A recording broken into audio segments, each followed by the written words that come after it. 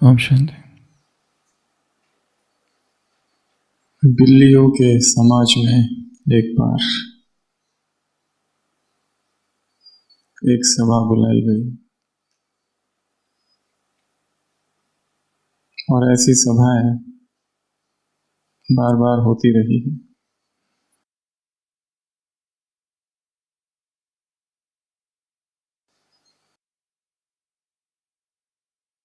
उन्होंने ये सोचा कि संसार के जितने चूहे हैं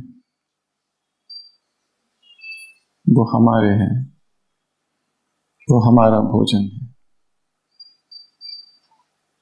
और एक एक बिल्ली रोज जाकर अपना भोजन ले आए। और जैसे ही ये महाप्रलयंकारी खबर चूहों को मिली तो चूहों ने भी अपनी एक मीटिंग बुलाई। क्या किया जाए, यदा यदा ही धर्मस्य, कितना सहन करें बिल्लियों का आतंक। तो चूहों ने बहुत चिंतन मनन किया, क्या किया जाए, कैसे बिल्लियों से मुक्त हुआ जाए। और एक नन्हे से चूहे ने एक प्रस्ताव रखा कि क्यों न हम बिल्ली के गले में घंटी बांध दें।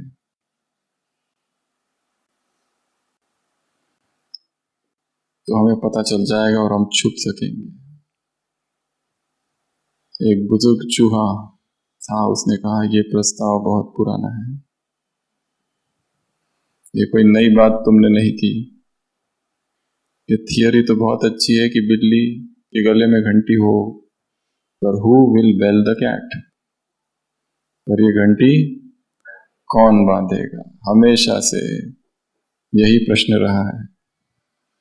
क्या किया जाए? हर बार नई बिल्ली आ जाती है चूहों के समाज में, हमारे भाई बहनों को उठा कर ले जाती है। ये आतंक कब तक चलेगा? पर वो चूहा कहता है छोटा कि मैं करके दिखाऊंगा। यहां तक तो कहानी सबको पता है। कौन बांधेगा? पर वो चूहा कहता है मैं बांधूंगा। और अगले दिन देखते हैं सब लोग कि वाकई में जो बिल्ली आ रही है उसके गले में घंटी है, और उसके आते ही सारे चूहे छुप गए। चूहों की गुप्त सभा होती है कि उस चूहे को पूछते हैं तुमने ये कैसे कर दिया? तो कैसे कर दिया होगा उसने? क्या किया होगा? ये तो कहावत है, who will bell the cat, बिल्ली के गले में घंटी कौन बांधेगा। परंतु उस दिन उस चूहे ने एक काम कर दिया। कैसे कर दिया? कैसे कर दिया? वो कहता है मैंने एक युक्ति लड़ाई। बाजू में जो मेडिकल स्टोर है उसके मालिक को मैं जानता हूँ, मैंने वहां से नींद की गोलियां ले ली, और जो बिल्ली है उसके दूध में गोलियां डाल दी, और बिल्ली को नींद आ गई। बस उसी समय मैंने घंटी डाल दी, बांध दी। रोते बैठने से कुछ नहीं होगा, कंप्लेन करने से कुछ नहीं होगा, बुद्धि लड़ानी होगी। जीवन की परिस्थितियां भी ऐसी है, केवल भक्ति करने से कुछ नहीं होगा, प्रार्थना करने से कुछ नहीं होगा, अनुनय विनय करने से कुछ नहीं होगा, इससे उससे पूछ के कुछ करने से कुछ नहीं होगा। खुद बुद्धि लड़ानी होगी। हर परिस्थिति एक पजल है जिसे हमें सॉल्व करना है। जो भी परिस्थिति आ रही है, जैसी भी परिस्थिति आ रही है, उसको एक रहस्य की तरह देखना है, एक मिस्ट्री है। और हर एक जो यहाँ बैठा है, हर एक के जीवन में अलग अलग परिस्थितियां हैं।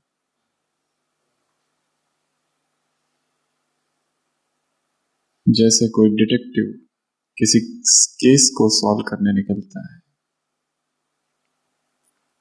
जैसे कोई जासूस किसी नए क्षेत्र में प्रवेश करता है,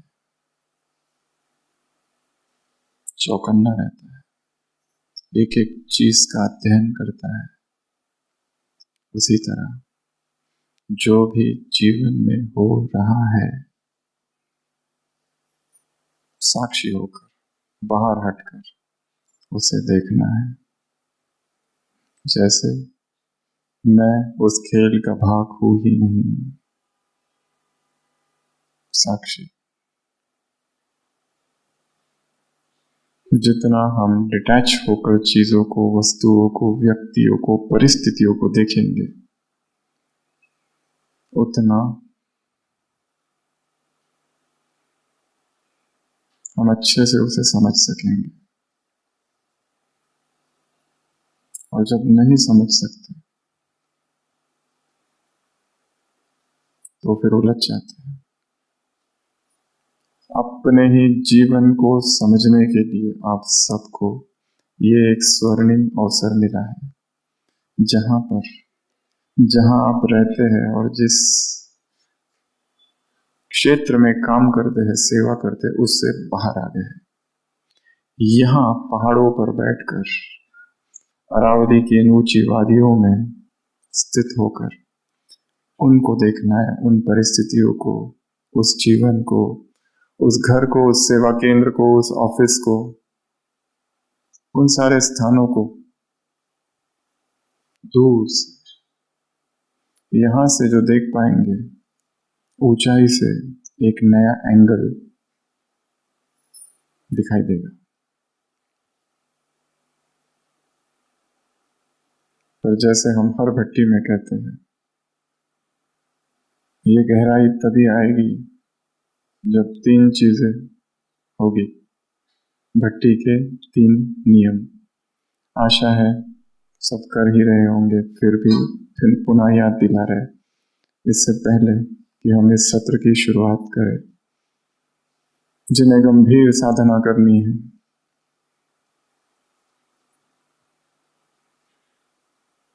और इन 3 दिनों में यहां से कुछ लेकर जाना है। पहला नियम, मोबाइल स्विच्ड ऑफ, बंद कर दो। जैसे इस संसार से कट ऑफ। जब भट्टी पूरी होगी 3 तारीख, तब उसको खोलना। तब तक इस संसार के किसी व्यक्ति से कोई संपर्क नहीं। जो प्रशासन में है, जिन्हें सबको संभालना है, उन 1-2 लोगों की बात छोड़कर बाकी सब डिस्कनेक्ट टू रिकनेक्ट, संसार से डिस्कनेक्ट कर दो। दूसरा नियम, संपूर्ण मौन। आपस में किसी भी तरह की कोई भी बात नहीं करनी है। No sharing, no talking, no chit chat, कुछ भी नहीं। बिना मौन के कोई अनुभूति नहीं हो सकती।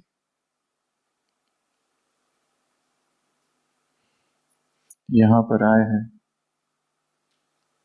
तपने के लिए, यहां पर आए हैं उस मिसिंग लिंक को ढूंढने, जो वहां सेवाओं में, व्यस्त जीवन में, गृहस्थी में दिखाई नहीं देता है। दूर इस एकांत में, इन पहाड़ों पर, इन शुद्ध हवा में, आपस में बातचीत बंद,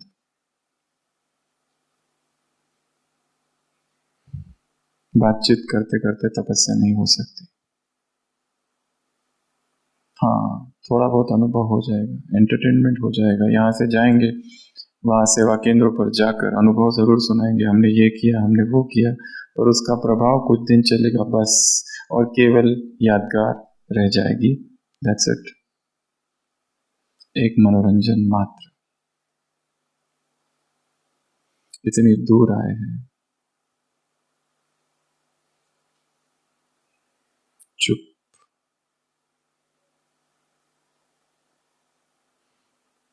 कुछ भी बात नहीं करनी।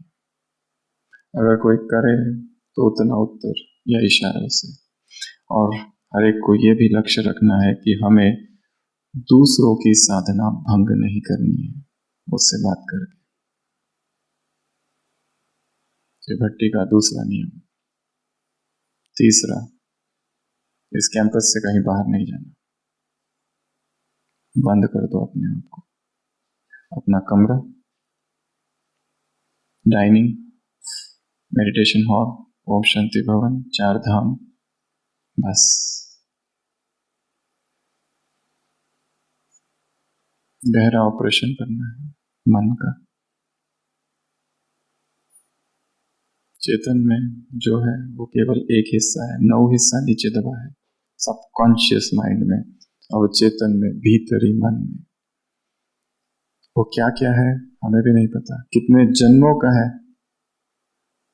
ऊपर से सब कुछ दिख रहा है, सफाई हो रही है निर्विकारिता की, परंतु भीतर कचरा भरा है, सूक्ष्म विकार भरे हैं, किसी के प्रति घृणा, कोई वासना अचानक नहीं निकल आती है कभी भी बाहर। वो थी इसलिए तो आई, वो भय है, क्यों है पता नहीं।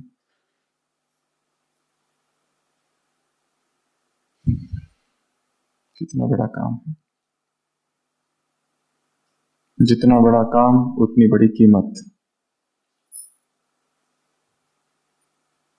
सत्य इतना सस्ता नहीं है कि सोशल मीडिया पर मिल जाए, किताबों में मिल जाए, या किसी व्यक्ति द्वारा मिल जाए। सत्य स्वयं खोजना होता है।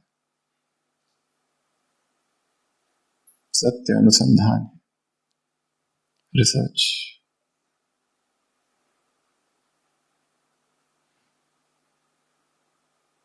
कोई कहता है सत्य को डिस्कवर करना पड़ता है, कोई कहता है सत्य को इन्वेंट करना पड़ता है, पर दोनों ही गलत है।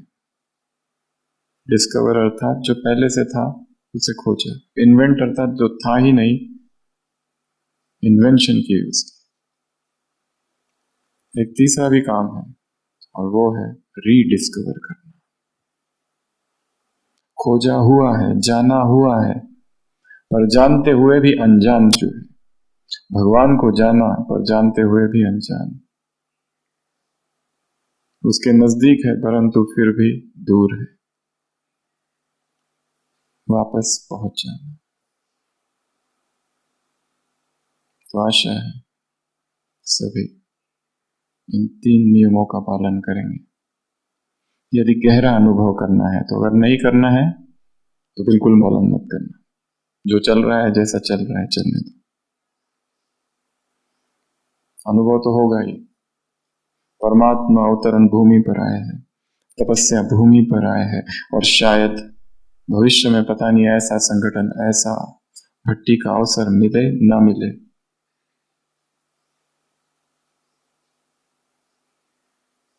और मिला भी तो मधुबन में मिलेगा, पांडव भवन में पता नहीं।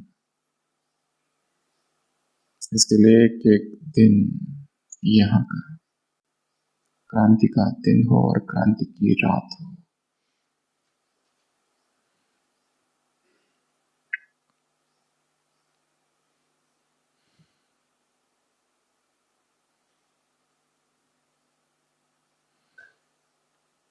मुरलियों में आता है, कितने बच्चे थे खून से लिख कर दिया, आज है नहीं। जो ध्यान में जाते थे, ट्रांस में जाते थे, आज है नहीं।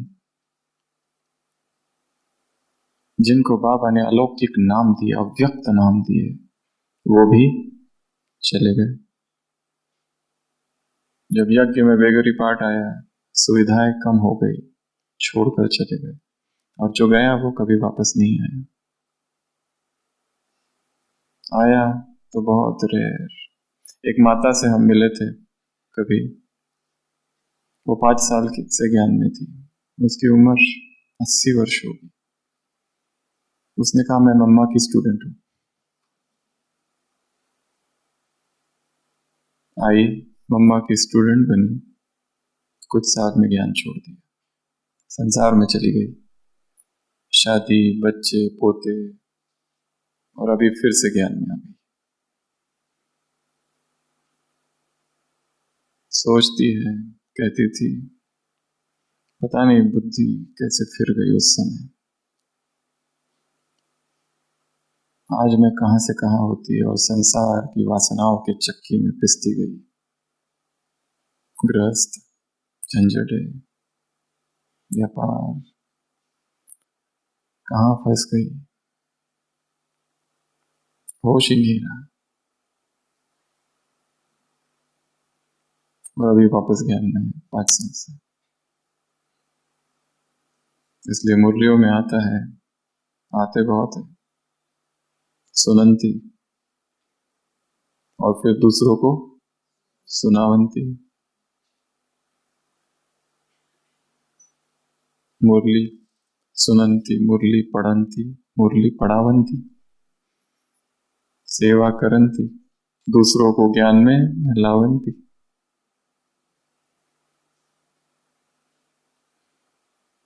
बाबा को फारकती देवंती।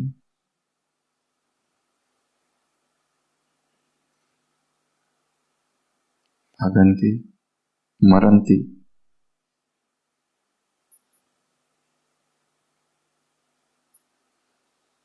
इस लिस्ट में हमारा नाम ना हो। और बाबा के ये जो शब्द है, इसके 3 अर्थ है। पहला, भाग जाना, पलायनवाद, पलायन कर जाना। इसका मतलब केवल ये नहीं कि यज्ञ से ही बाहर चले जाना, यज्ञ में रहते हुए भी यज्ञ से पलायन, यहां रहते हुए भी भागे हुए। औपचारिकता निभा रहे हैं, अमृत वेला दिखाई देते हैं, मुरली में दिखाई देते हैं, शरीर मन संसार में, भागना। दूसरा अर्थ है सुनंती, कथंती, भागंती। सुनते हैं, दूसरों को सुनाते हैं, परंतु खुद फॉलो नहीं करते। और तीसरा अर्थ है भागंती का, डर जाना, डरे हुए रहना।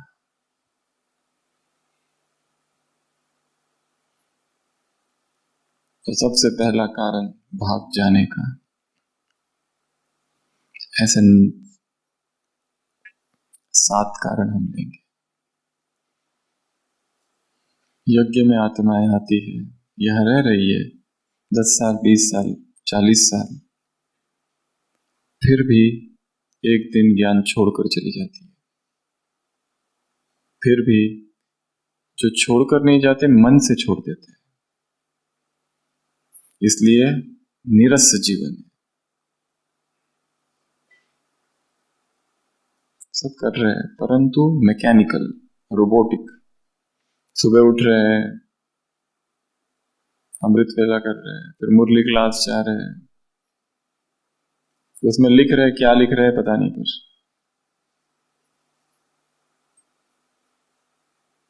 सेवा कर रहे हैं, वही जो 10 साल 20 साल से कर रहे थे, गोल गोल घूम रहे, कोलू का बैल की तरह। उसमें ना तो नवीनता है, ना कोई करंट है, ना कोई उत्साह है, मरे मरे से है, ड्रैगिंग कर रहे हैं, घसीट घसीट के चल रहे हैं।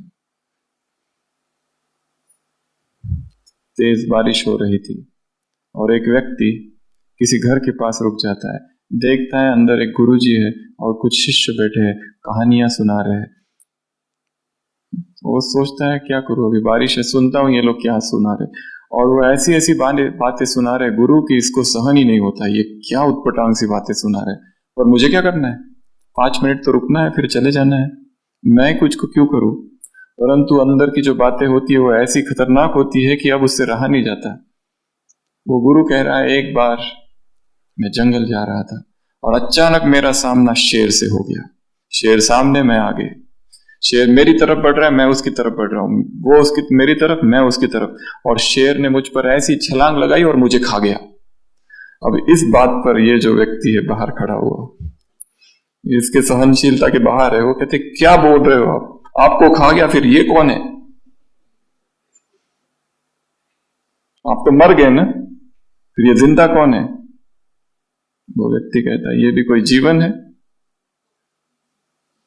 मैंने तो जिंदा होना था मरा, मैं घसीटते हुए जी रहा हूं, घसीट रहा हूं अपने आप को बस। मनुष्य की चेतना की हालत भी यही है, अध्यात्म में आ गए हैं परंतु अंदर से घसीट घसीट के चल रहे हैं। मुरली में जा भी रहे हैं तो इस डर से कोई ये ना कहते कि तुम्हें माया ने खा लिया, नहीं गए तो सारा एक दिखावा और आडंबर मात्र है। सेवाएं भी कर रहे हैं वो इसलिए नहीं कि बाबा का कार्य है, परंतु अंदर से इच्छा है मेरा भी नाम हो जाए साथ साथ। नाम सेवा है, भीतर मैं बैठा है। ये सेवा केवल उस मैं का ही विस्तार है केवल, बस। इसीलिए सेवाओं में डिस्टरबेंस है। यहां आए हैं खुद को देखने के लिए और भीतर की यात्रा करनी है, मन पर चीरा लगाना है, ऑपरेशन करना है। कितना गहरा काम है, कितनी गहरी साधना और कितना गहरा मौन चाहिए इसमें। जर्रा आवाज नहीं चाहिए, बेआवाज चुप्पी, निशब्द निस्तब्धता। निशब्द में ही उस निशब्द का अनुभव हो सकता है।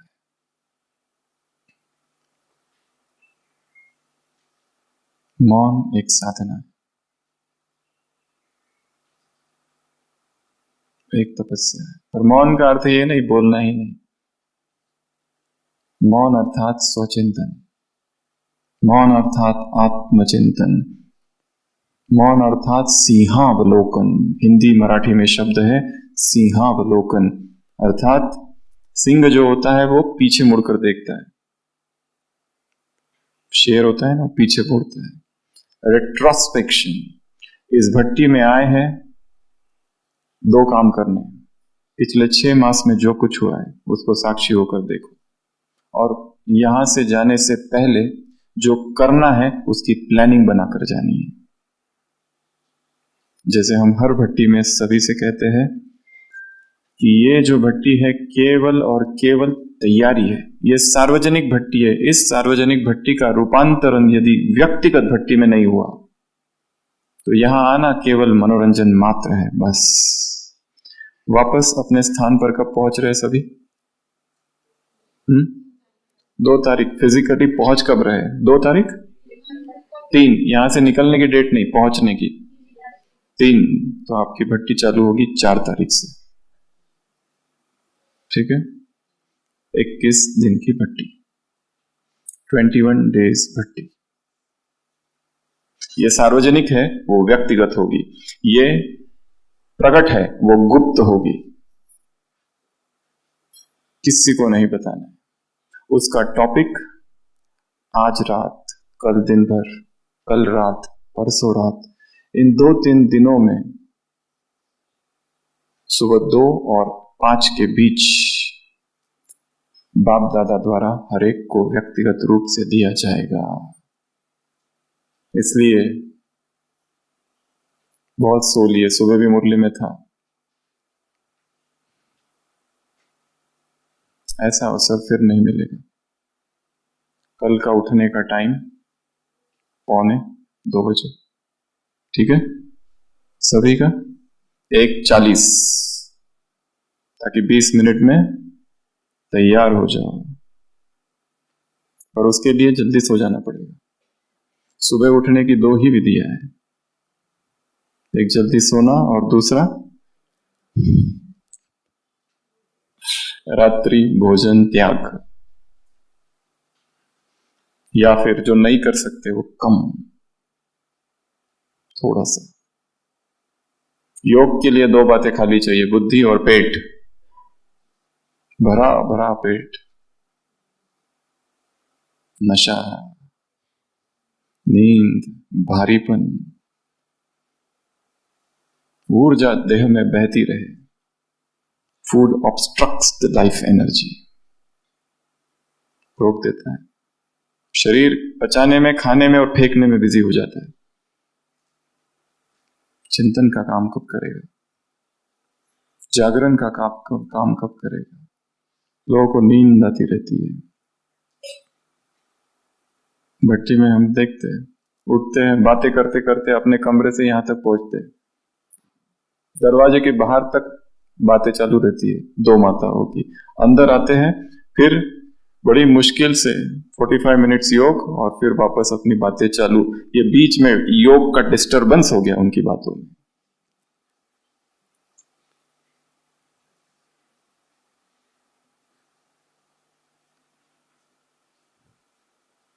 योग, तुम प्यार के सागर हो, स्नेह के सागर हो, ये वो हो, सूक्ष्म वतन में हो, परम धाम में हो, इसको सकाश उसको सकाश। फिर बीच बीच में 4:30 और 15 मिनट, तुम ऐसे भी हो, तुम वैसे भी हो।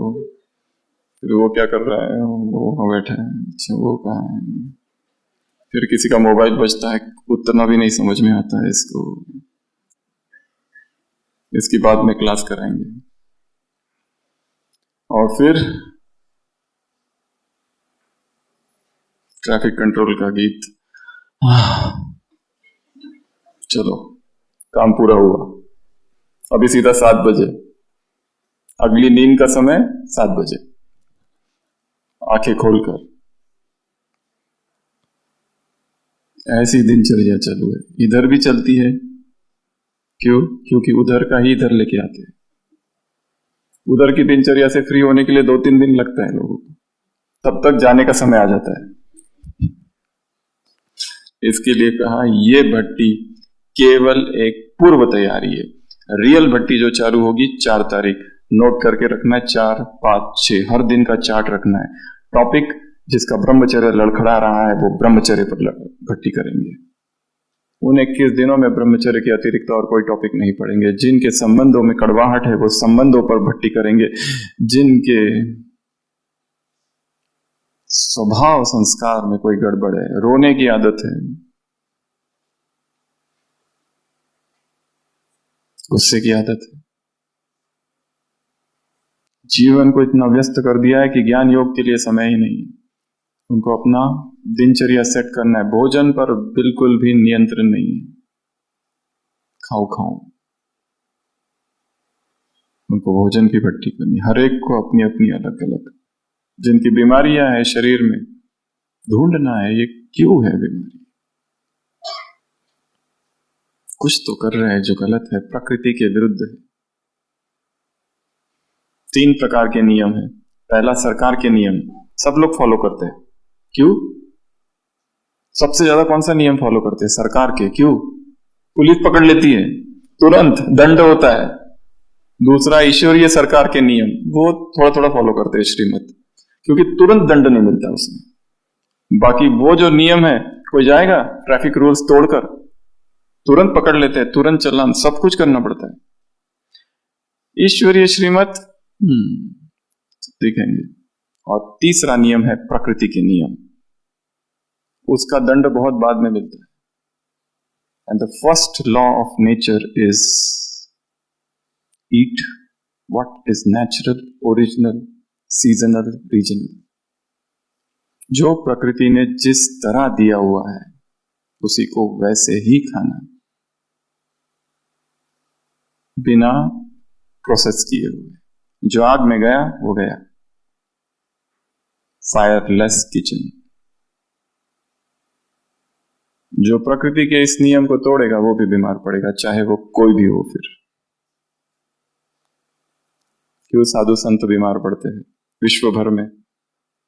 बाकी सब करते हैं पर इस नियम को तोड़ते हैं और इसका भी दंड मिलेगा। तीनों ही दंड है। सबसे ज्यादा सरकार के नियमों को हम फॉलो करते हैं क्योंकि दंड तुरंत है। दूसरा, ईश्वरीय नियमों को फॉलो करते हैं क्योंकि समझ है श्रीमत तोड़ेंगे तो ये होगा। और तीसरा जो सबसे कम फॉलो किया जाता है वो है नेचर्स फर्स्ट लॉ। तो हमने कहा भागने के 7 कारण हैं। सबसे पहला, जो इस यज्ञ से बाहर गया है या फिर यहां है परंतु फिर भी यहां नहीं है, केवल शरीर है, औपचारिकता है। सबसे पहला कारण आकर्षण, संसार का कोई ना कोई अट्रैक्शन।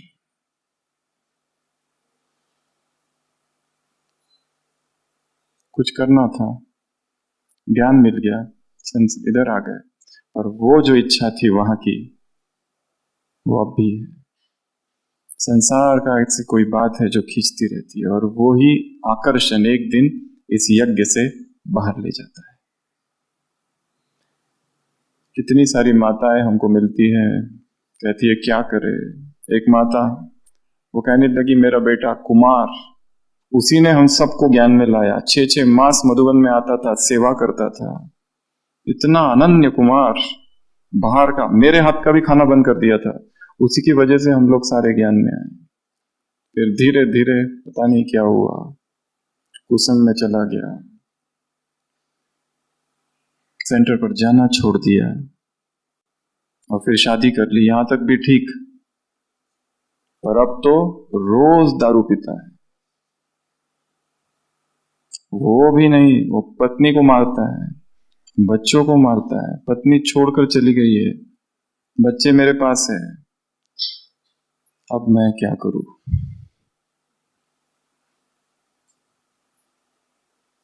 कहां जा रहा था और कहां पहुंच गया? अनंत कुमार। तो ऐसी कई सारी कहानियां हैं। कौन खींच के ले गया ऐसे? संसार का कोई आकर्षण। तो इस मार्ग पर यदि आगे बढ़ना है तो अगले 3 दिनों में अपनी सूक्ष्म चेकिंग करनी है, मेरे अंदर कौन सा आकर्षण है संसार का और क्या है उसमें, संसार में कौन सी चीज है जो खींचती है। कोई कहते हैं 20 साल तक कुछ नहीं हुआ, अचानक ये पता नहीं कहां से वासनाएं चालू हो गई, ऐसे ऐसे संकल्प आ रहे हैं। हमारे ओपीडी में बहुत पेशेंट्स आते हैं, अपनी शारीरिक बीमारी कहते हैं, फिर इस तरह की अलौकिक बीमारियां बताते हैं कि अब तक कुछ नहीं था, अचानक कहां से हो गया पता नहीं। अचानक कुछ भी नहीं होता है, वो दमन हुआ था, छिपा हुआ था, अब वो बाहर आ रहा है। कुएं में पानी है इसीलिए तो बकेट डालते हैं तो आता है, अगर होगा ही नहीं तो आएगा ही नहीं। उसमें है इसलिए आया।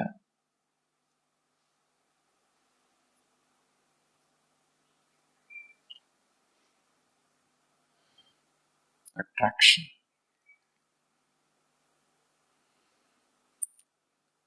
अपने ही मन को समझना सबसे बड़ा काम है, क्योंकि मन में इतनी परतें हैं। जो कहा 2 भाग है, कॉन्शियस माइंड, एक सब कॉन्शियस माइंड। कॉन्शियस माइंड जो ऊपर का हिमखंड, आइसबर्ग, केवल 1 पार्ट है, 9 भाग नीचे है और बीच में एक मोटी सी दीवार है, प्री कॉन्शियस बैरियर कहते हैं साइकोलॉजी में। कॉन्शियस माइंड से सब कॉन्शियस तक पहुंचना ही बड़ा मुश्किल काम है। हम सामान लेते हैं, मैं ये हूं, मैं वो हूं, केवल कॉन्शियस माइंड में, बाहरी मन में घूमते रहता है, अंदर कुछ भी नहीं होता। मैं ये करूंगा, मैं वो करूंगा। लोग मधुबन में आते हैं, इतनी बड़ी बड़ी प्रतिज्ञा करके जाते हैं और वहां जाने के बाद पता नहीं क्या हो जाता है, क्योंकि वो प्रतिज्ञाएं केवल ऊपर ऊपर है। इसलिए ये भी लक्ष्य रखना है इस भट्टी में, या फिर जो आपकी रियल भट्टी चालू होगी 4 तारीख से 21 दिन की, कि मुझे ऐसा पक्का काम करना है, कुछ कच्चा वाला नहीं, परमानेंट। और अवचेतन तक पहुंचना है तो उसकी एक ही विधि है, चेतन को शांत कर दो, काम द कॉन्शियस माइंड। बस यहाँ बहुत सारी क्लासेस होगी, बहुत ज्यादा लिखना भी नहीं है, जितना हो सके शांत बैठो, मन को इतना इतना शांत कर दो। हजारों प्रश्न है मन में, इससे पूछूं, उससे पूछूं, इससे मिलूं, उससे मिलूं। हमारे जीवन के किसी भी प्रश्न का उत्तर किसी के भी पास नहीं है। वो जो उत्तर देंगे उसमें से 10 नए प्रश्न खड़े होंगे। प्रश्न ही नष्ट हो जाए, ये है विधि। प्रश्न ही गिर जाए, प्रश्न ही ना बचे, दिस इज द मेथड। प्रश्न का उत्तर नहीं होता, प्रश्न ही खत्म हो जाए, समाप्त। और वो होगा तब जब मन शांत हो जाए। एक उत्तेजना वाले मन में 1000 प्रश्न है, उत्तर मिल भी जाए तो भी तृप्ति नहीं होगी। केवल एक ऊपर ऊपर की संतुष्टता कि हमने इनको पूछा और उनको पूछा और उन्होंने कहा उत्तर, हमको लगा बहुत अच्छा है, हम करेंगे, 4 दिन किया, फिर फेल। इसलिए सारे प्रश्नों का उत्तर इधर है, भीतर। या फिर सभी प्रश्नों का उत्तर है अमृत वेला, सभी प्रश्नों का उत्तर है योग। शांत कर दो। चाहे मुरली में बैठते हैं, चाहे क्लासेस में बैठते हैं या भोजन करते हैं, जितना हो सके शरीर और मन मौन में रहे। वाक्य वाक्य के बीच जो अंतराल है, बीच बीच में अपने ही भीतर चले जाना है, अपने जीवन को देखना है क्या चल रहा है। तो सबसे पहला कारण अट्रैक्शन। दूसरा कारण, जिस कारण से इस यज्ञ को लोग छोड़कर चले गए या फिर यहां पर है परंतु मरे मरे से जी रहे, ड्रैग कर रहे, घसीट रहे हैं अपने आप को, वो है इनजस्टिस। हमारे साथ अन्याय हो रहा है, यहां पर भी अन्याय, यहां पर भी ऐसा होता है, यहां पर भी फेवरेटिज्म, यहां पर भी पार्शियलिटी। इस भाव से आत्मा ग्रसित हो जाती है कि मेरे साथ अन्याय हो रहा है, मुझे जो मिलना चाहिए था वो नहीं मिला, जो मेरे टैलेंट्स थे उनको यूज नहीं किया गया।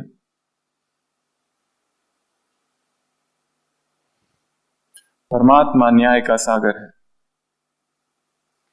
इस ड्रामा में अन्याय हो नहीं सकता। हर एक के साथ वही हो रहा है जो होना चाहिए। दूर से दिखाई दे रहा है इसके साथ गलत हो रहा है, परंतु जन जन के हिसाब यहां चुकतू हो रहे। मुरलियों में सभी ने सुना है, पाता है, बाबा से कहती है, बाबा क्या करे, हमारा पति मारता है। बाप कहते हैं तुमने भी मारा होगा।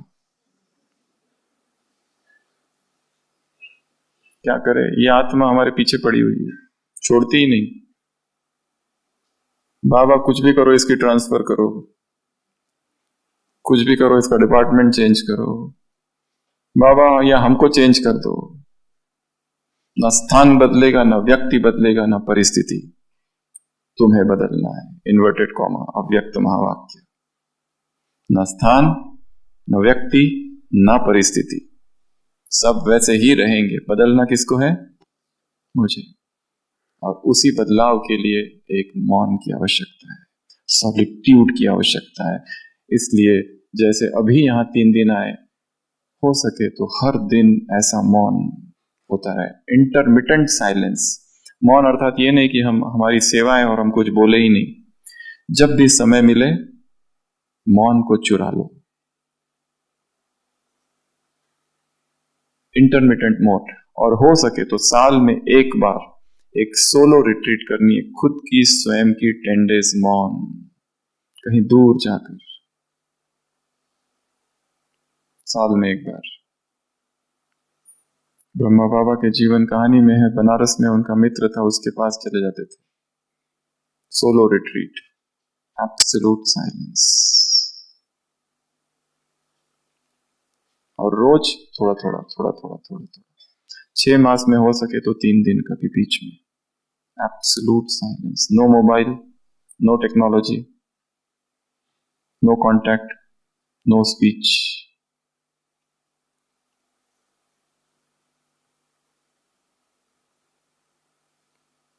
तो अन्याय यहां हो नहीं सकता। हमको लगता है अन्याय हो रहा है क्योंकि हम अपनी छोटी छोटी आंखों से, ट्यूब्यूलर विजन से देख रहे हैं। कृष्ण निंदा घड़ली म्हणून महार जन्म प्राप्ति।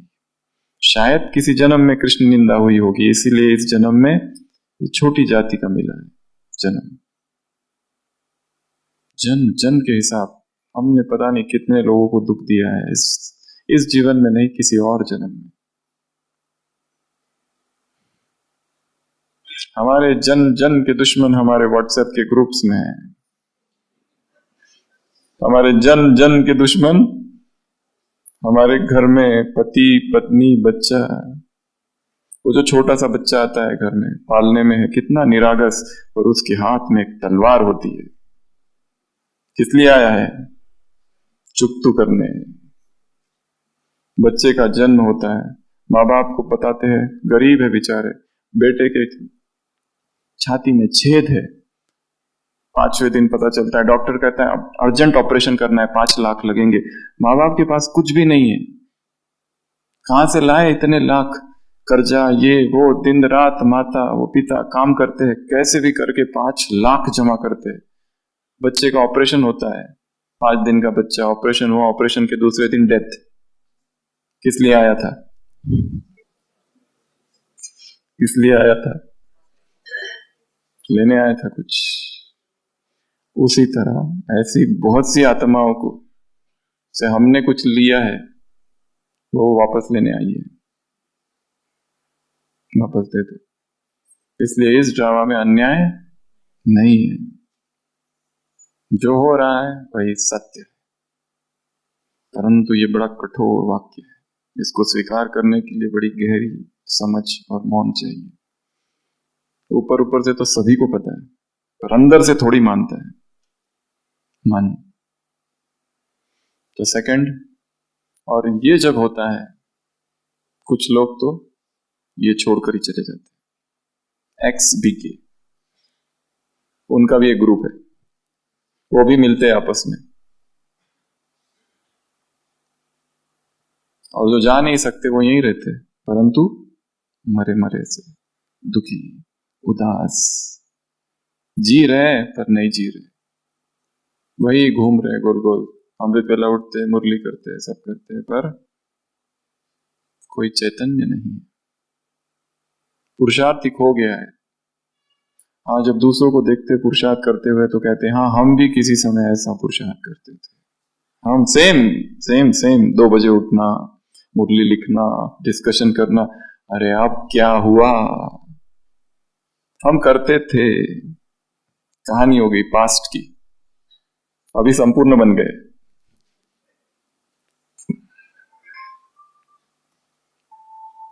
तो दूसरा, पहला अट्रैक्शन, दूसरा अन्याय। ये समझ लो यहां अन्याय नहीं हो सकता। परमात्मा, ये डिवाइन प्लानिंग में कोई अन्याय नहीं है। बाबा सबने सुना भी होगा, एक माता बाबा के पास आई और कहती है कि बाबा मैं क्या करूं, इतना बड़ा पाप मुझसे हुआ, पार्टीशन हुआ 47 में, बहुत हंगामे हुए, बहुत दंगे हुए, हिंदुओं ने मुस्लिमों के घर जलाए, मुस्लिमों ने हिंदुओं के घर जलाए। वो माता कहती है मेरे से एक ऐसा पाप हुआ है बाबा, मैं क्या करूं। जब मेरे घर में आग लगी थी, मेरे छोटे छोटे 2 बच्चे थे, और घर में आग लग गई, मैं थी और वो छोटे बच्चे एकदम ही छोटे। तो मैंने अपने आप को उन दोनों बच्चों के ऊपर खड़ा किया और कूद कर बाहर आ गई, खुद को बचाने के लिए। और मेरे वो जो 2 बच्चे थे वो मर गए या मार दिए मैंने। और क्या करूं, मुझे समझ में नहीं आया कैसे खुद को बचाऊं। आग ही आग पूरे घर में, इतना भयंकर दृश्य था। और वो कहती है, उसके बाद मैं ज्ञान में आ गई, और पर आज तक भी मुझे बेचैनी है, पाप है, पाप की भावना है, एक आत्मग्लानि, एक गिल्ट कॉन्शियसनेस है कि मैंने अपने दोनों बच्चों को अपने ही हाथ पैरों से कुचल कर, दबा कर, मार के मैं अपने आप को बचा दिया। मैं क्या करूं? बाबा ने पूछा क्या तुम उसके बाद ही ज्ञान में आई? उसने कहा हाँ। बाबा ने कहा अगर वो ना होता तो ये भी ना होता, वो ना होता तो ये भी ना होता। इसके लिए पास्ट इज पास्ट, जो हो गया फुल स्टॉप। क्योंकि गिल्ट कॉन्शियसनेस बिल्कुल पुरुषार्थ नहीं करने देता है। मेरे से पाप हो गया, माना हो गया, आगे क्या? दुखी होते रहोगे। सेवा करने का एक कारण बड़ा सूक्ष्म है। कौन सा?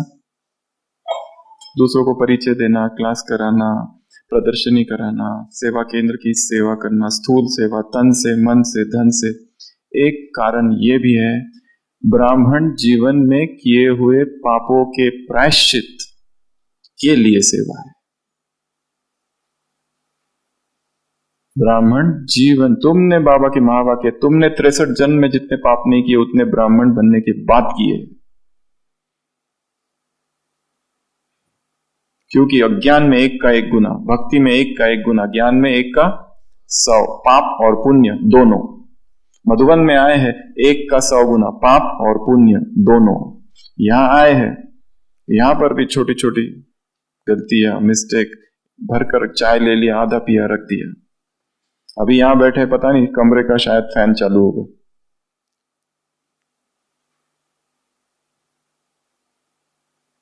भगवान की अवतरण भूमि में आए हैं, एक एक रोटी जो तोड़ी है उसका हिसाब देना पड़ेगा।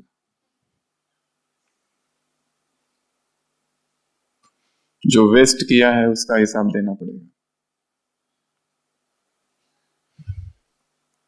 इसके लिए जो हो गया ड्रामा कल्याणकारी था, फुल स्टॉप।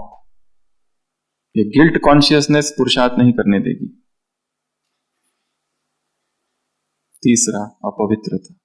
इस यज्ञ से आज तक जो भी गया है, ऊपर से चाहे कितने भी कारण हो, अंदर से एक ही कारण है हमेशा,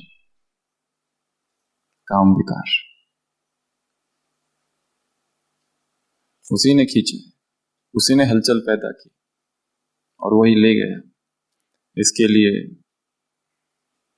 अंश, उसके सूक्ष्म अंश को भी समाप्त करना है। ब्रह्मचर्य सबसे बड़ी साधना है, तप सबसे बड़ी शक्ति भी है। हर दिन बाबा से अपनी इस प्रतिज्ञा को रिवाइज कराना। मैं अखंड ब्रह्मचारी हूं, शिव की अर्धांगिनी हूं, शिवा हूं। कोई देहधारी इस शरीर को स्पर्श ना करे, अनटच्ड पवित्रता।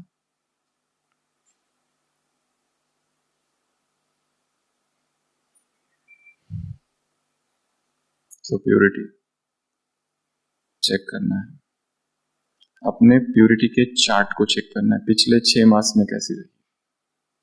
यदि स्वप्न में भी डिस्टर्ब हो रही है, भंग हो रहा है ब्रह्मचर्य, तो क्यों? वो कौन सी वासना है अंदर अब भी? और उससे भागना नहीं है, उसको देखना है आंखों में आंखें डाल के, क्या है, what is it, what is it, क्या सुख है उसमें? सुख है अल्पकाल का, सुख है फ्रस्ट्रेशन के साथ मिलावट, मिला हुआ सुख है, सुख है क्षणिक, सुख है परंतु सुख कम, डिसेप्शन ज्यादा है, धोखा है उसमें। किससे आसक्ति रखे, किससे प्रेम करे? इस संसार में हमारा सगा कोई भी नहीं है, सभी धोखा देंगे। आज जो हमें लगता है हमारा है, वो केवल एक भ्रम है, भ्रम मात्र, कोई किसी का भी नहीं है।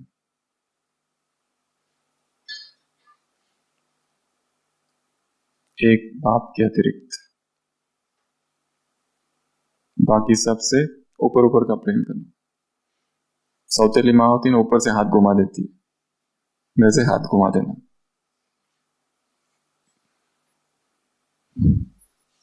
प्रभु प्रेम की उपमा दांत के दर्द से की गई है। टूथेक हो रहा हो, पेन किलर नहीं लो, सब कुछ करते हुए ध्यान कहां रहता है? पेन किलर नहीं लेना, देखो सारा ध्यान इधर ही रहता है। उसी तरह परमात्मा याद हो, सारा दिन भर सब कुछ कर रहे हो, याद यहाँ। हॉस्पिटल में नर्स होती है, छोटे बच्चों के वार्ड में 50 बच्चे हैं, सबका ध्यान रखती है, परंतु मन कहाँ लगा हुआ है? उसका अपना बेटा जो घर पर है। तो इसका मतलब ये नहीं वो ध्यान नहीं दे रही है बच्चों को हॉस्पिटल में, वो भी कर रही है, पर मन वहां लगा रहा है। तो प्यूरिटी पर काम करना है, बढ़ाते जाना है उसको, नीचे नहीं आना है। अगर नीचे आ गए, वो भी एक सीख थी, उससे भी सीखा। उसने भी बताया कि नीचे आने के बाद कितनी वेदना होती है, कितनी बेचैनी होती है, हलचल होती है। और ये ज्ञान तो इतना सूक्ष्म है, अगर संपूर्ण ज्ञान को समझना है तो बहुत ट्रिमेंडस प्यूरिटी की पावर चाहिए। जरा भी देहधारियों की हलचल, याद, मन को एकाग्र नहीं कर सकती। एक मुरली पढ़ना, उसको याद रखना, उसको चिंतन करना, बहुत प्यूरिटी चाहिए। जिस दिन डिस्टर्ब है माइंड, उस दिन नहीं पढ़ सकते। तो इम्प्यूरिटी। चौथा कारण जिस वजह से यज्ञ छोड़कर आत्माएं चली जाती है, एडजस्ट नहीं हो पाती है। ये डिपार्टमेंट में आए, ये डिपार्टमेंट ठीक नहीं, फिर दूसरा डिपार्टमेंट, फिर तीसरा डिपार्टमेंट, ये सेंटर, फिर वो सेंटर, फिर तीसरा सेंटर, फिर चौथा सेंटर। यहाँ ये ठीक नहीं, वहां वो ठीक नहीं, ये स्थान ठीक नहीं है, वो स्थान चलो, शांतिवन छोड़ो, फिर पांडव भवन, फिर ज्ञान सरोवर, फिर हॉस्पिटल, फिर और कहीं, फिर और कहीं, और लास्ट में अभी घर पर।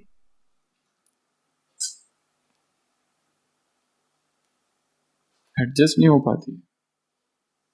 यहाँ सीनियर ठीक नहीं है, यहाँ का टाइमिंग ठीक नहीं है, यहाँ की सेवा ठीक नहीं है, चित्त कंप्लेंट से भरा हुआ है।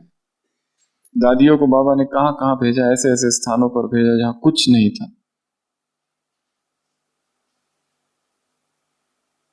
हाँ जी, ऐसी ऐसी सेवाएं दी जो उन्होंने कभी की नहीं थी। Yes sir, yes Lord, yes boss. जब भगवान हमें कोई कार्य देता है तो ये याद रखना, साथ साथ उस कार्य को संपन्न करने की शक्ति भी देता है। यदि हम हाँ कहते, तुरंत ना कह दिया, तो शक्ति नहीं आएगी, फिर ब्लॉक।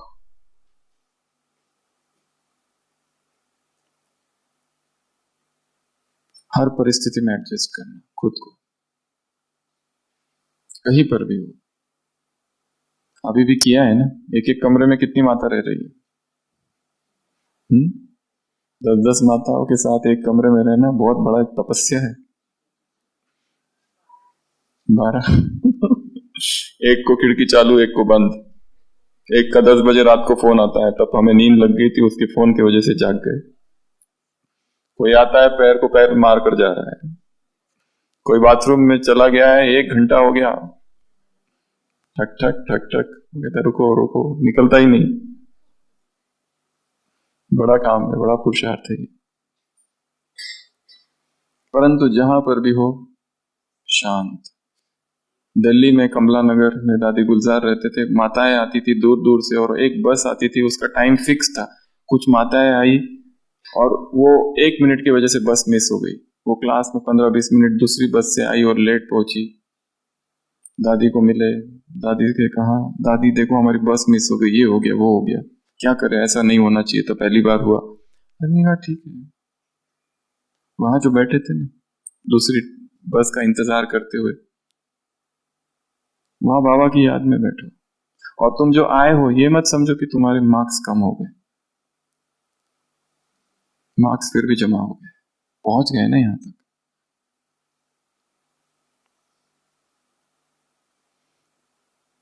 आज इंटरनेशनल योग है, सारी तैयारी कर ली कि शाम को सेंटर पर जाकर योग करना है, और बराबर 5:45 बजे मेहमान आ गए। क्या सोच रहे हैं हम? अब उनको कहें कि जाओ, हमें योग करने जाना है, वो तो जानते भी नहीं क्या योग है, वो सहयोगी मात्र, या फिर ऐसे ही दूर के रिश्तेदार है। तो क्या कर रहे हैं, मर मर के गुस्से में आ कि उनके लिए कुछ कर रहे हैं, और वो जाते भी नहीं जल्दी। थोड़ी ना कहेंगे जाओ। तो मार्ग दो है, एक दुखी हो के कंप्लेन करते करते, और हमारे साथ ही ऐसा ही होता है हमेशा। आज कितने दिनों के बाद सोचा सेंटर पे जाके तपस्या करेंगे, तो ये विघ्न।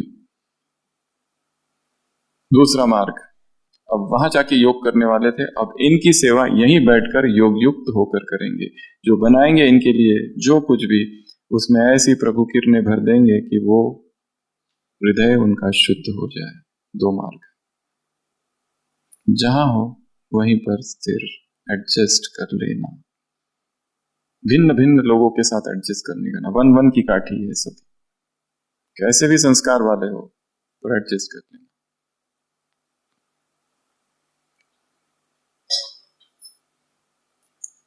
पांचवा, अपरिपक्वता। ज्ञान की समझ कम जब होती है तो ही व्यक्ति ज्ञान छोड़कर चला जाता है, पूर्ण ज्ञान समझा ही नहीं है। अपरिपक्वता, इसके लिए लक्ष्य ये रखना है, मुझे समझना है इस ज्ञान को, क्या है ये। दो शब्द है हिंदी भाषा में, एक है संशय, एक है संदेह। दोनों में अंतर है। संशय की स्टेज हम क्रॉस कर चुके हैं, अब हमें संदेह है मन में, हर चीज ये क्या है। इसका मतलब ये नहीं है कि हमें संशय है, संशय तो अभी है ही नहीं, संपूर्ण निश्चय बुद्धि है। परंतु अब समझना है, बाबा खुद कहते हैं जज करो, ये राइट है कि रॉन्ग है। ये अंधश्रद्धा का ज्ञान नहीं है जो कह दिया बस स्वीकार कर लिया। एक एक चीज का संश्लेषण, विश्लेषण, एनालिसिस करना है, ये क्यों कहा उसने। और जरूरी नहीं है कि सब चीजें हम स्वीकार करें, बुद्धि लगाओ उसमें। और इसका अर्थ ये नहीं कि हम संशय बुद्धि बन गए, ये जो है ये क्यूरियोसिटी है, जानना है मुझे, इसकी डेप्थ में जानना है। क्यों हम स्वीकार करें काम महाशत्रु आदि मध्य अंत दुख देता है, क्यों, कौन सा आदि मध्य अंत। चिंतन किया है कभी इस शब्द पर, कौन सा आदि, कौन सा मध्य और कौन सा अंत। हमारे जीवन का आदि मध्य अंत, या काम का आदि मध्य अंत, या द्वापर का आदि मध्य अंत, कौन सा आदि मध्य अंत। चिंतन करना है ऐसे टॉपिक्स पर। दुख देता है, महाशत्रु है, क्यों, क्रोध भी तो महाशत्रु है। फिर काम और क्रोध में क्या अंतर है। फिर काम पर ही सारा, भगवान केवल एक ही चीज की स्थापना करने आए, पवित्रता, बस। क्रोध, लोभ, मोह ये बहुत छोटी चीज है। काम जो है कमांडर है आर्मी का, जिसने कमांडर को जीत लिया, राजा को ही बंदी बना लिया, बाकी सब हार जाएंगे। क्यों, सबसे गहरा बैठा हुआ है काम विकार, सबसे ज्यादा देहभान उसमें आता है। क्रोध में इतना देहभान नहीं है जितना काम में देहभान की आवश्यकता है। क्रोध में जो उत्तेजना है वो काम की उत्तेजना से बहुत छोटी है। क्रोध की वजह से बहुत कम यज्ञ छोड़कर गए, काम की वजह से ज्यादा गए। तो अपरिपक्वता कैसे मिटाएंगे, ज्ञान पिपासा जागृत करनी है, मुझे समझना है इस ज्ञान को, एक एक बात को समझना है। वाक्य को, वाक्यार्थ क्या है, शब्दार्थ क्या है, गुणार्थ क्या है, भावार्थ क्या है, ये चारों चीजें समझनी है। मुरली पढ़ ली, एक लाइन पढ़ी, शब्द का अर्थ क्या है, वाक्य का अर्थ क्या है, गूढ़ अर्थ क्या है, भाव अर्थ क्या है, भाव क्या है उसका, चारों चीजें।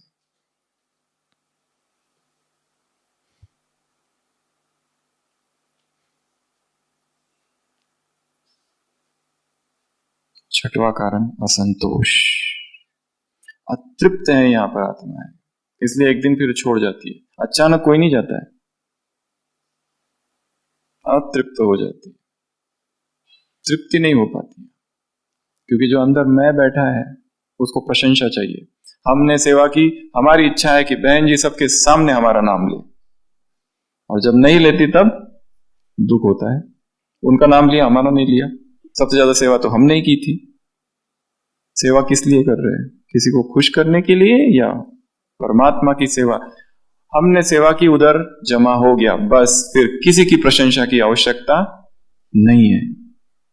करे तो ठीक, ना करे तो भी ठीक। Desire for fame in spirituality is the worst of all desires. नाम हो जाए मेरा। अध्यात्म तो मार्ग ही है गुप्त रहने का। मम्मा 2-2.5 मास बैंगलोर रह के आई, कितनी सेवाएं हुई। मम्मा से पूछा, मम्मा सेवा क्या की, कैसी थी सेवा। मम्मा ने कहा ऐसे अच्छी थी, फुल स्टॉप। नो विस्तार। कैसी थी? अच्छी थी। हम सेवा करते हैं, सेवा है 5 मिनट की, 50 फोटो है उसके, और तुमको भेजे हैं, तुम देख के बताओ। अगर तुमने रिस्पॉन्ड नहीं किया तो देखना, फिर सारे फोटो देखना, यही तुम्हारी सजा है।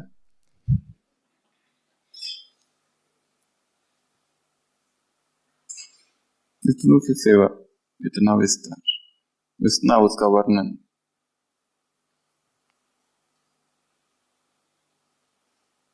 हमने कुछ किया है क्या? संगम पर जो हो रहा है परमात्मा कार्य चल रहा है, हमारी शक्ति ही नहीं है। असंतोष क्यों है? Why dissatisfaction? स्थान अच्छा नहीं है, व्यक्ति अच्छे नहीं है, सेवा अच्छी नहीं है, टाइमिंग अच्छा नहीं है, जॉब अच्छा नहीं है, क्या? या मैं ही अच्छा नहीं हूं? कारण को ढूंढना, नहीं तो ये अतृप्ति एक दिन यहां से बाहर ले जाएगी। कईयों को हमने देखा है हॉस्पिटल में शरीर छोड़ते हुए,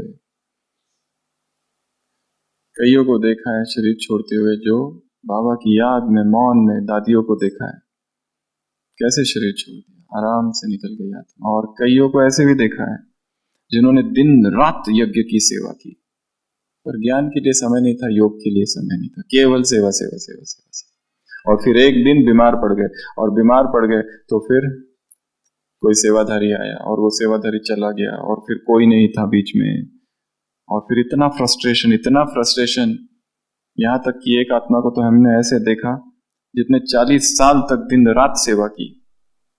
वो कहने लगा अगर मैंने शादी कर ली होती तो आज बच्चे होते और बीवी होती जो मेरी देखभाल करते, जबकि उसकी सारी देखभाल हो रही है। फिर भी कितनी सेवाएं की, सब कुछ किया, बाबा की याद कहाँ है ही नहीं।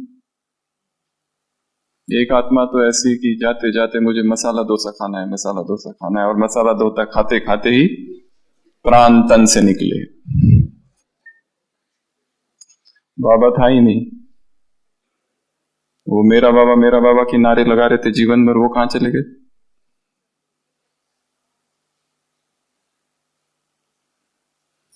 लंबा पुरुषार्थ, गहरा पुरुषार्थ।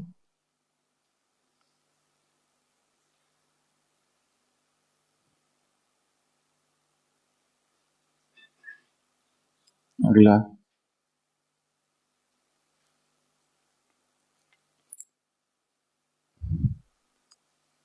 आचरण। यहाँ के जो लोग हैं उनकी चलन ठीक नहीं है, हमको सिखाते हैं पर खुद नहीं करते। ये बहने, ये भाई, ये मधुबन निवासी, सब सबसे दुखी है। कहते हैं यहां से अब जाओ, टाइम हो गया पूरा।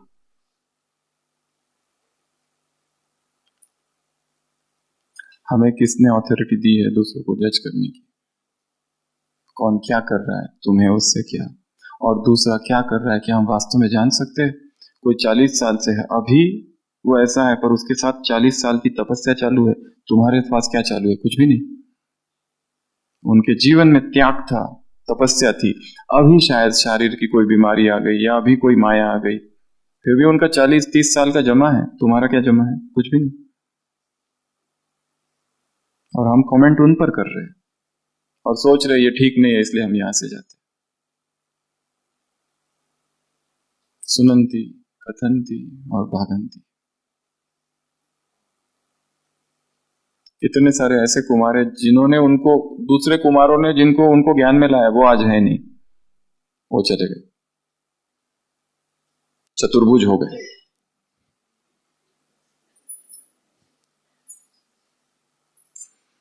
उनके बच्चे हैं, वो कहते हैं बच्चे भी शिव बाबा के हैं। इनके लिए हमने त्याग किया है कुमार जीवन का, एडवांस पार्टी किया तुम्हें। तो ऐसे कारण बताए। पहला कारण अट्रैक्शन, दूसरा कारण इनजस्टिस, अन्याय हो रहा है हमारे साथ। तीसरा कारण अपवित्रता। चौथा कारण एडजस्ट नहीं हो पा रहे यहां पर। पांचवा कारण अपरिपक्वता। छठवां कारण असंतोष। और सातवां कारण आचरण यहाँ का लोगों का ठीक नहीं है। तुम्हारा ठीक है क्या? अभी मुरली थी संडे की, जब तुम आए थे तो सर्वगुण संपन्न थे क्या? किसी में यदि 35 अवगुण है और एक गुण है तो बाबा उस गुण को देखता है। और हम किसी में अगर 35 गुण है तो अमृत वेला खास उस अवगुण पर मनन चिंतन, फिर बाद में ज्ञान चर्चा और उसका विस्तार, ये काम हम करते हैं। यही अंतर है। तो भागंती होने के ये 7 कारण है। दूसरा अर्थ है भागंती का, हमने बताया कहना सुनना पर करना नहीं, क्योंकि करने में मेहनत है, डिफिकल्ट है। एंगर मैनेजमेंट पर क्लास कराना बड़ा आसान है। एंगर मैनेजमेंट पर क्लास कराओ, माइक ना चले तो इतना डांटना उसको, माइक वाले को। टाइम मैनेजमेंट का कोर्स कराने जा रहे हैं, टाइम मैनेजमेंट का। रेलवे स्टेशन पर ट्रेन रुकी है, उतरे, कुछ काम करने का, ट्रेन छूट गई। कहां जा रहे थे? टाइम मैनेजमेंट सिखाने। करना कठिन है परंतु यही तो काम है। और तीसरा अर्थ बताया भय, भयभीत हो जाना, भाग जाना, डर लगना।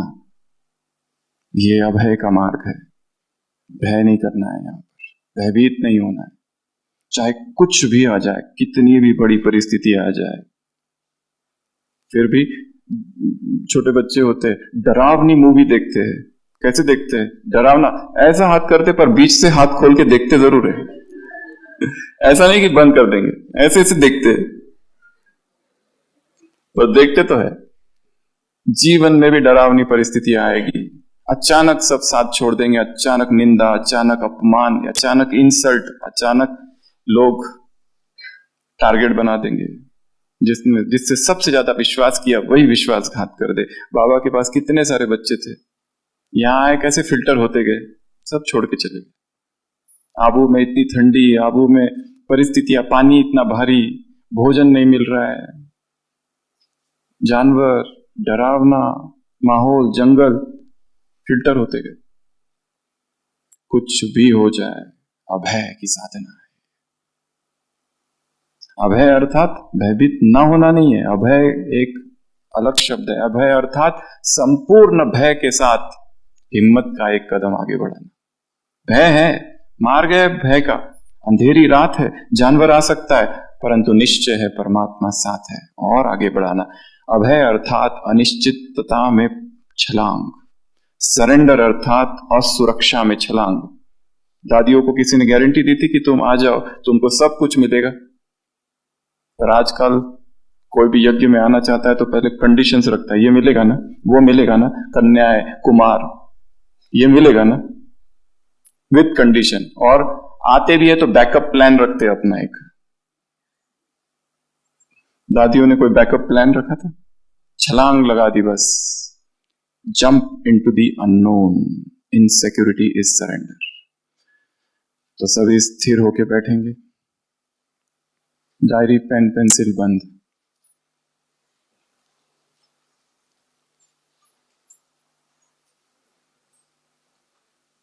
अगले 20 मिनट जरा भी हिलना नहीं है, जैसे मूर्ति, जैसे ब्रह्मा बाबा बैठे स्थिर, जैसे बुद्ध, जैसे महावीर स्थिर। जहां हाथ रख दिया बस रख दिया। शरीर हिलेगा तो मन हिलेगा, आंखें हिलेगी तो मन हिलेगा। स्थिर। जो पीछे वाले सामने आके नीचे बैठ सकते हैं वो नीचे आ जाएंगे। साधना नीचे बैठकर की जाती है। साधना के लिए सबसे पहली चीज है पोस्चर। बुद्ध को देखा है किस तरह का पोस्चर है? शरीर हिलता रहेगा, मन भी हिलता रहेगा, इतना स्थिर कर देना शरीर को। साधना एक ही पोजीशन को में शरीर को 1 घंटा रखने का अभ्यास। आसनों में कहा जाता है जो एक आसन में 3 घंटा बैठ सकता है वो आसन जयी बन जाता है। नीचे नहीं बैठ सकते, चेयर पर बैठो, परंतु लक्ष्य रखो, उंगली भी ना हिले। अधिष्ठान की मुद्रा, स्थिर निष्ठा जिसको पहले कहते थे। आंखें एक जगह स्थिर कर दो। तो चले।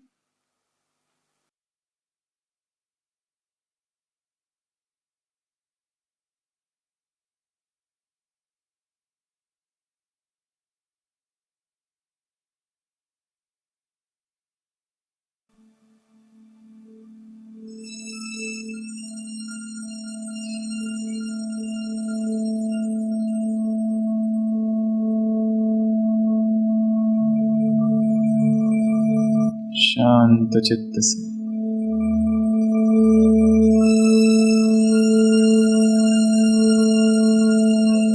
सजग चित्त से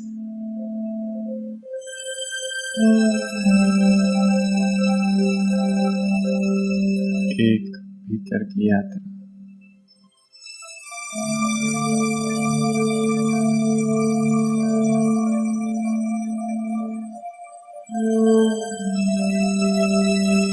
शरीर के सारे अंग प्रत्यंग शिथिल, देह की सारी हलचल समाप्त। कुछ पलों के लिए आंखें बंद कर लीजिए।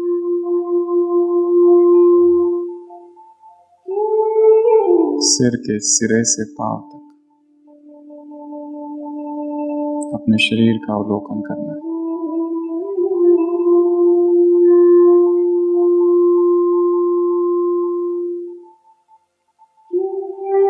जो तनाव है चेहरे पर, उसे साक्षी होकर देखना है। आंखें, नाक, होठ शांत।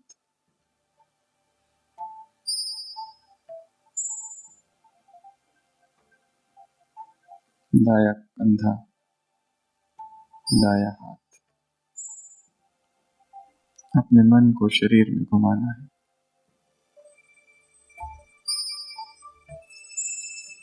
बाया कंधा, बाया हाथ। कपड़ों का स्पर्श,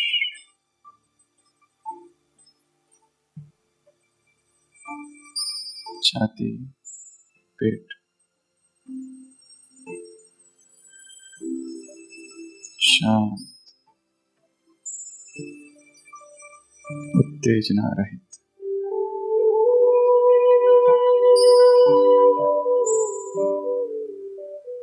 पीठ, कमर,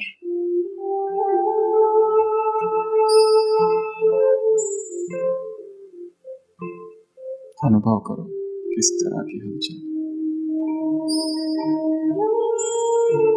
शरीर के ऊपर जो हलचल हो रही है वो अवचेतन मन से जुड़ी हुई है, सबकॉन्शियस माइंड से।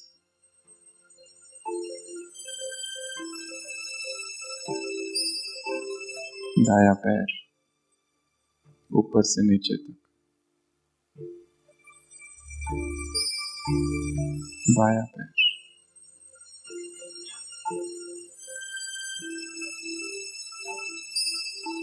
फिर से सिर के सिरे की ओर आएंगे। सेकंड राउंड, ऊपर से नीचे तक शरीर का अवलोकन करें।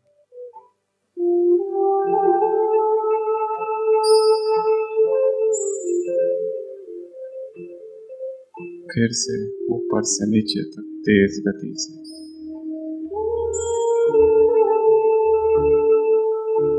क्या है इस देह में? कितना क्षणभंगुर अनित्य है।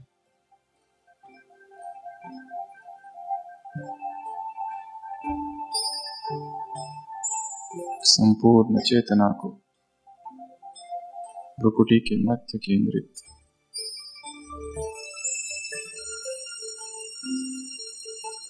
मैं एक चैतन्य ज्योति हूँ।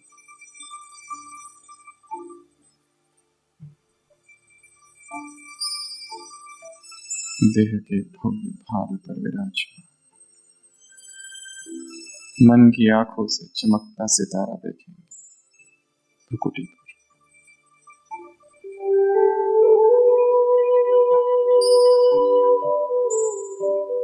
शांत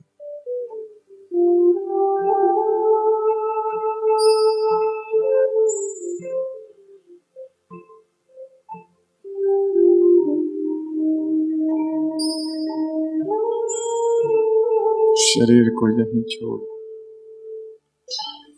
पहुंच गई मैं आत्मा सूक्ष्म वतन।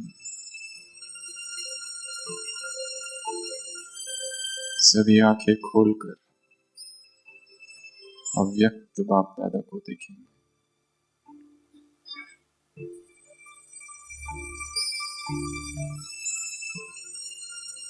अनंत शक्तियों की धाराएं मुझ आत्मा पर बाबा से आ रही।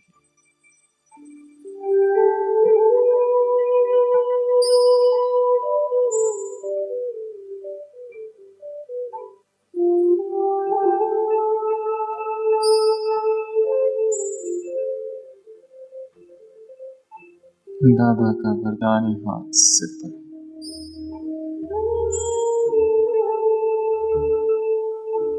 यहाँ से जाने के बाद जो भट्टी मेरी चालू होगी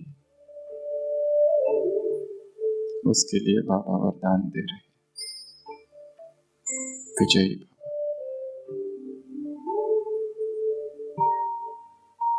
सफलता मूर्त भव, निर्विघ्न भव।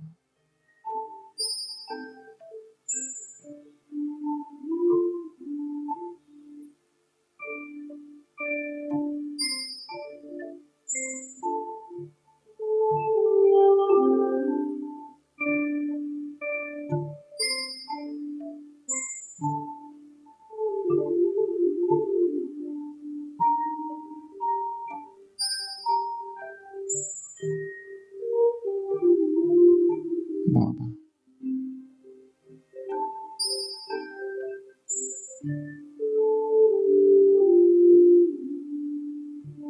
प्रभु प्रेम को भीतर समाते जाओ।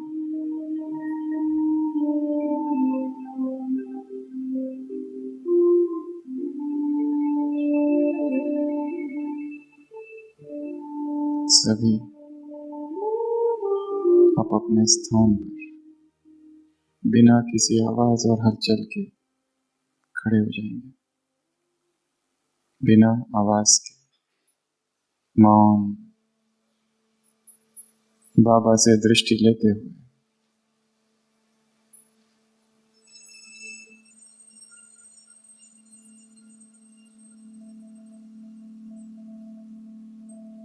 और एक लाइन अपने दो हाथों से जो आसपास दो व्यक्ति दो आत्माएं खड़ी है उनका हाथ पकड़ेंगे हमारी तरफ देखते हुए। इस तरह से एक हाथ से एक व्यक्ति, एक हाथ से दूसरे व्यक्ति का हाथ, भाई भाइयों की तरफ, बहनें बहनों की तरफ, रिलैक्स मोड में हाथ पकड़ेंगे, आंखें बंद।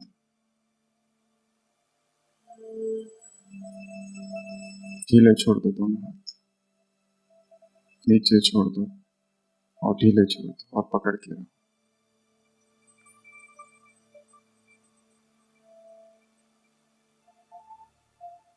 ऊपर से नीचे तक शरीर में जो हलचल हो रही उसका अवलोकन। मैं परम पवित्र आत्मा हूं। मेरे अंग अंग में पवित्रता है। आंखें बंद। रोम रोम में पवित्रता का अनुभव।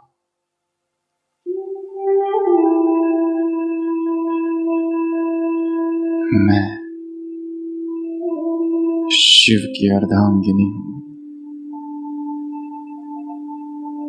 शिव की जो शक्ति है मैं हूं।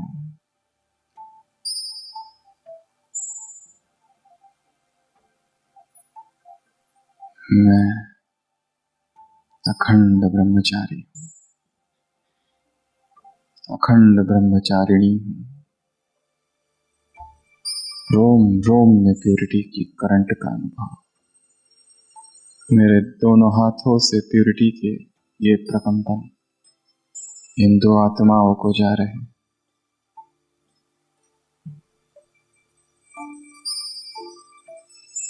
मेरे दोनों हाथों में इन दो आत्माओं की पवित्रता प्रवेश कर रही है। पूरे देह में एक नवीनतम ऊर्जा, एक एक अंग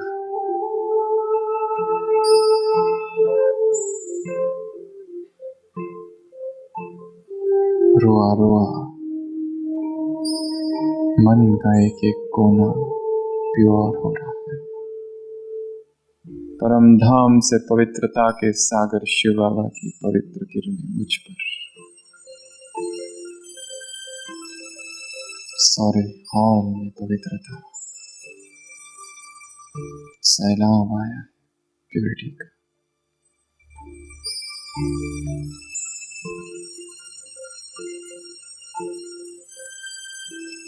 सारी अपवित्रता नष्ट हो रही, सारे विकार वासनाएं भस्म हो रहे।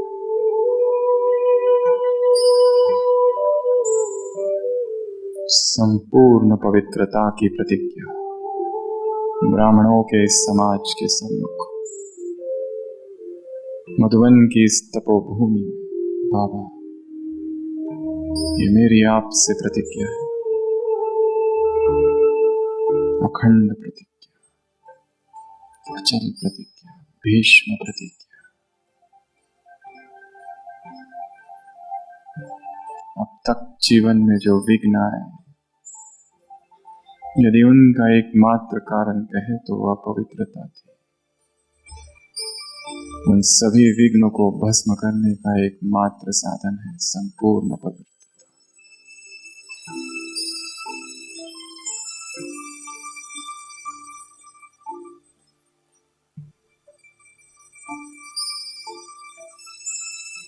प्यूरिटी का एक वर्तुल,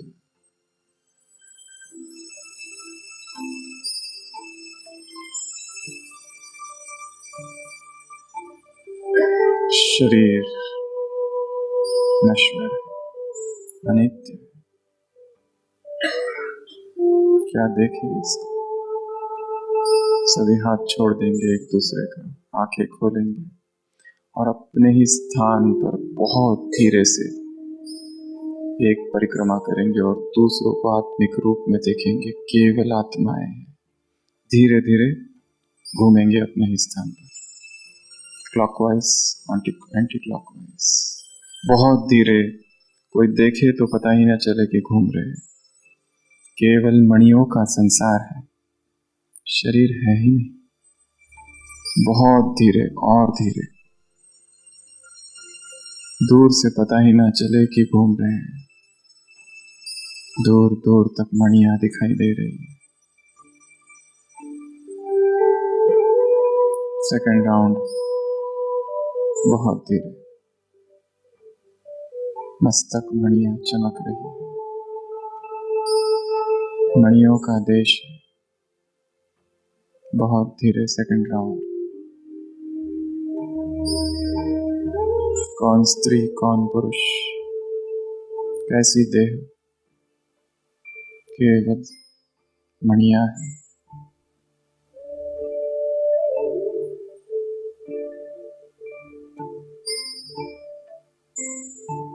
धीरे धीरे थर्ड राउंड, दीवारों को, हवाओं में, धरती को पवित्रता की किरणें देते हुए सारे विश्व के ग्लोब पर खड़े हैं। सारे विश्व की तरफ नजर। 3 राउंड के बाद मौन में नीचे बैठ जाएंगे, बाबा से दृष्टि लेते हुए। बिना आवाज के,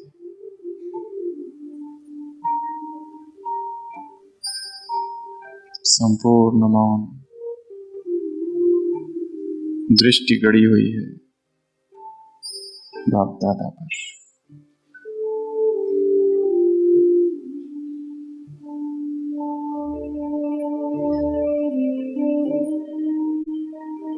ब्रह्मचर्य की प्रतिज्ञा,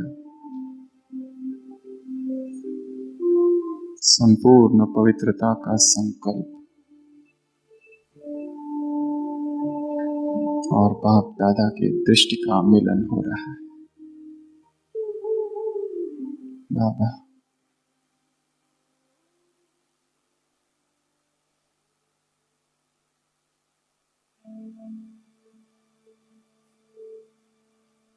अपलक दृष्टि,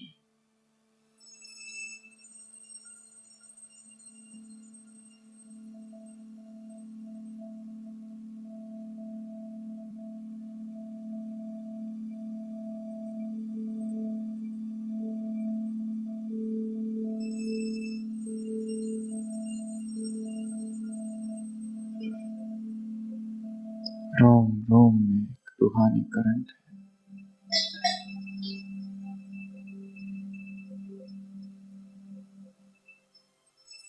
शक्ति की अनुभूति,